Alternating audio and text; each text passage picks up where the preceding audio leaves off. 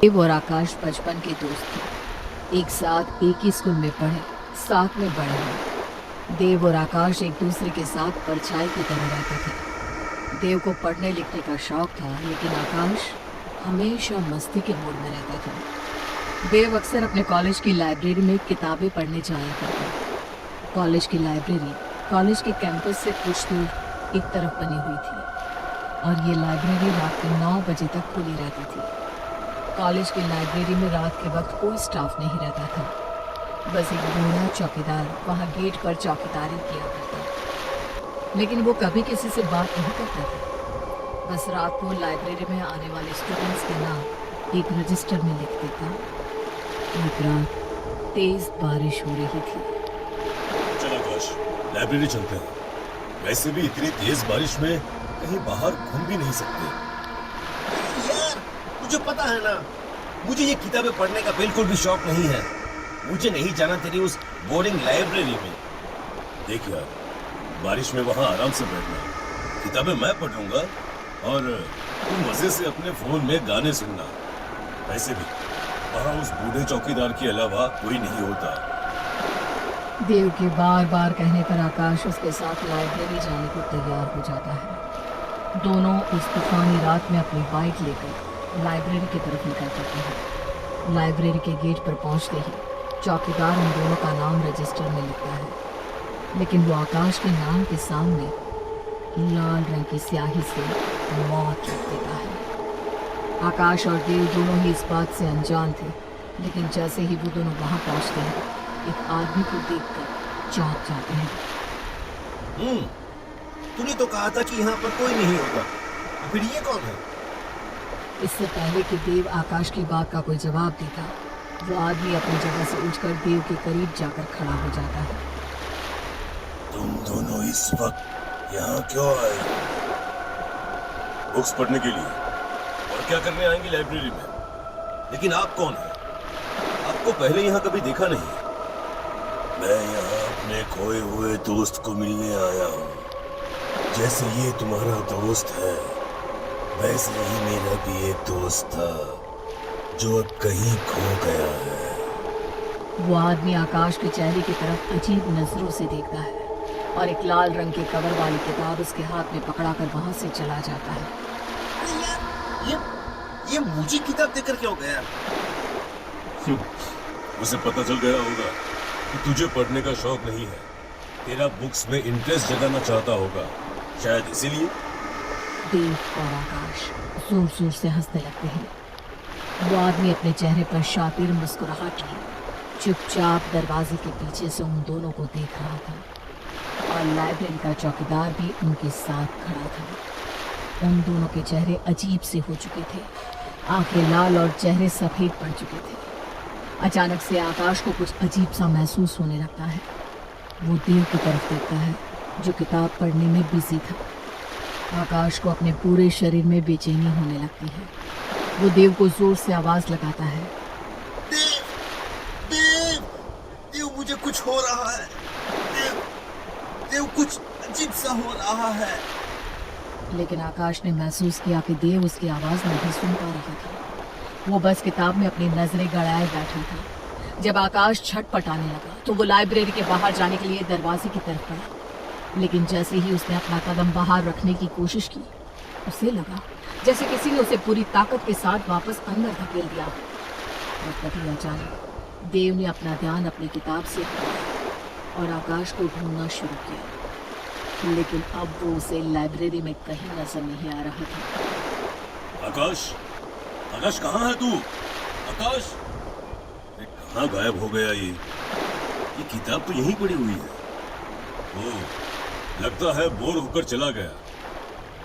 कौन है, मुझे बताया भी नहीं। अब देव उस लाल रंग की बुक को उठाता है और लाइब्रेरी से बाहर निकल आता है। उसने देखा आकाश की बाइक बाहर ही खड़ी थी और उसमें चाबी लगी हुई थी। लो, बाइक भी यहीं छोड़कर गया है ताकि मुझे पैदल न चलना पड़े। ये आकाश भी ना मेरी कितनी परवाह करता है। देव ने बाइक स्टार्ट की और अपने घर आ गया। वो किताब अब उसके हाथ में थी। जैसे ही वो किताब को पढ़ने के लिए खोलता है, उसे अपने आसपास कुछ अजीब सा महसूस होता है, जैसे कि कोई नजर उसकी तरफ टिकी हुई हो। वो उस किताब को खोल कर देखता है तो उसे ऐसा महसूस होता है जैसे किताब से कोई चीज बाहर निकलने की कोशिश कर रही हो, जैसे उस किताब में लिखी कहानी का एक किरदार जिंदा हो गया है और उससे कुछ कहना चाहता है। देव ने बुक को खोला और उसके पन्ने पलटे, लेकिन उसे कुछ भी समझ में नहीं आया। उसने बुक को फिर से बंद किया और घबराता हुआ आकाश के घर गया, लेकिन आकाश के घर ताला लगा हुआ था। क्या? ये सब क्या हो रहा है? अगर आकाश घर नहीं आया तो कहाँ गया? देव फिर से लाइब्रेरी में जाता है। इस बार उसे लगता है कि कोई वहां था जो उसे छुप कर देख रहा था। देव पूरी तरह से डर गया और घबराता हुआ वहां से भागा, लेकिन लाइब्रेरी के दरवाजे पर जाकर वो फंस गया। लाख कोशिश करने के बाद भी वो वहां से निकल नहीं पा रहा था। देव ने उस किताब को खोला। उस किताब के अंदर से आकाश की चीखने की आवाजें आने लगी। वो आवाजें इतनी भयानक होती है कि देव उस बुक को फिर से बंद कर देता है। इस बार वो फिर से लाइब्रेरी से निकलने की कोशिश करता है, लेकिन उसे ऐसा लगता है कि कोई उसका पीछा कर रहा है। वो भागता हुआ अपने घर आ जाता है। घर पहुंचते ही वो अपने बिस्तर पर गिर पड़ता है। इस किताब के अंदर से आकाश के चीखने की आवाज क्यों आ रही थी? क्यों? ये सब क्या है? और आकाश, आखिर आकाश गया कहाँ?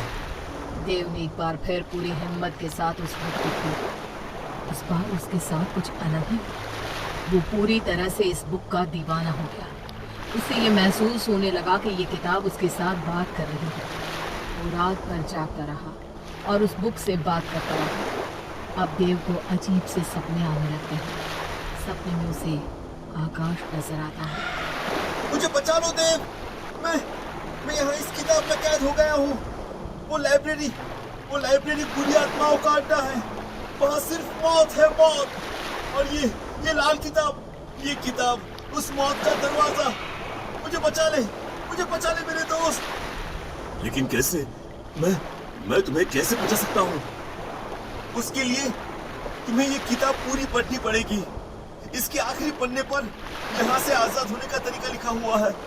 लेकिन अगर तुम्हारे किताब खत्म करने से पहले वो लाइब्रेरी वाला आदमी तुम तक पहुंच गया तो मैं कभी बाहर नहीं आ पाऊंगा।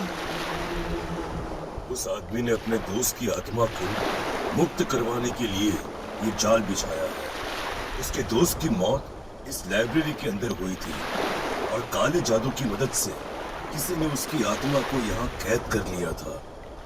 अपने दोस्त को वो तभी बाहर ला सकता है जब किसी और की आत्मा वहाँ कैद की जाए।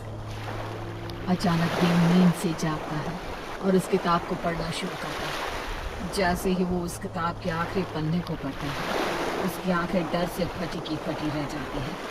उसमें लिखा था, जो पहुंचा इस आखिरी पन्ने तक, उसकी जिंदगी का सफर खत्म हुआ यहीं पर।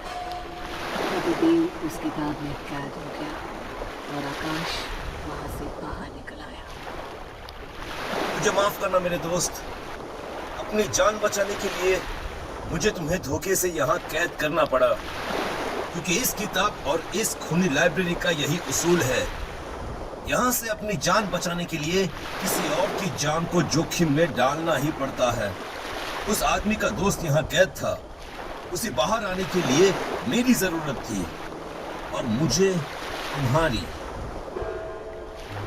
इस लाल किताब के रहस्य को जानने के बाद कोई जिंदा नहीं बचा, ना ही कोई बचेगा।